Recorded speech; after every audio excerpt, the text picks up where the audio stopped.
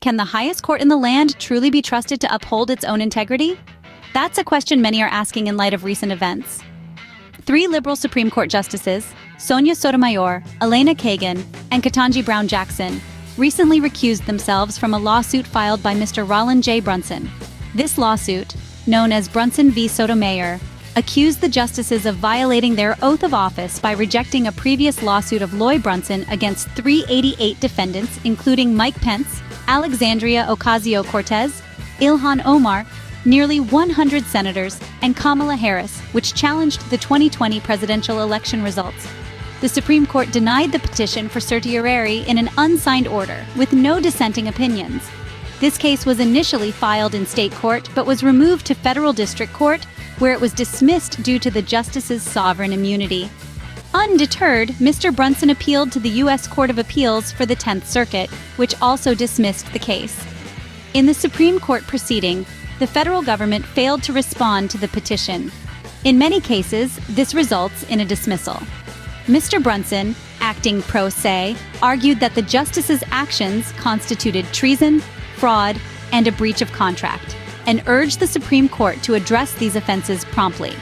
The petition asked for immediate removal of all elected officials named in the case. The Supreme Court accepted the Brunson case on April 19, 2023, and the petition was denied on June 26. A rehearing was requested and denied on August 21, 2023. It was the treatment of this case which caused the filing of the current case against Sotomayor, Kagan, and Jackson. Brunson claims that the legalese used to dismiss Brunson's claims are in direct violation of his due process rights and are unconstitutional as played out against Brunson. In the midst of such controversies, there is a growing call for greater accountability and transparency from the Supreme Court. But with the court's reluctance to adopt a formal code of conduct and declining public approval, many are left questioning the integrity of this esteemed institution. In summary, the integrity of the Supreme Court has been called into question due to the recent lawsuit, as well as ongoing concerns about financial non-disclosure and the lack of a formal ethics code. The need for increased transparency and accountability has never been more apparent. Whether the Supreme Court will take steps to address these issues remains to be seen.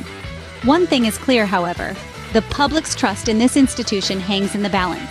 Once again, the respondents did not respond, so the 3 justices recused themselves, and on May 28th, since it only takes 6 justices to reach a quorum, a denial to hear the case was filed by the remaining 6 justices.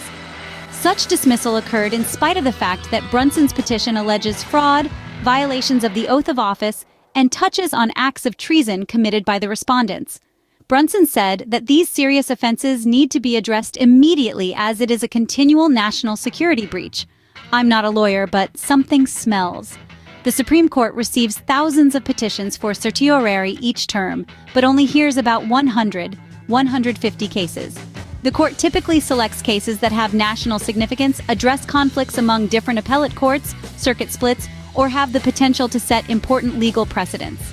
I could be wrong, but a case alleging treason and fraud by government officials should, at the very least, be heard by the highest court in the land, if for no other reason but to restore credibility to the Supreme Court in the minds of Americans.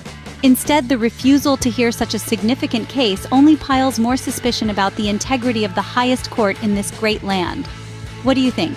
Why is the Supreme Court refusing to hear a case that is important to so many Americans? You tell me, because I can't figure any of it out if everyone has no skeletons that they fear will be exposed. One thing I do know: this country is a country for the people, by the people, and of the people. It says nothing about politicians. We have put ourselves in a terrible position, allowing people to take the highest office in the land to become millionaire puppets. I got a tip that something big is happening with SCOTUS. I really don't know. I don't believe or report anything without the receipts to convince me that it's real. And I just don't have that on this info, so as usual, be prepared for anything, but don't rely on it.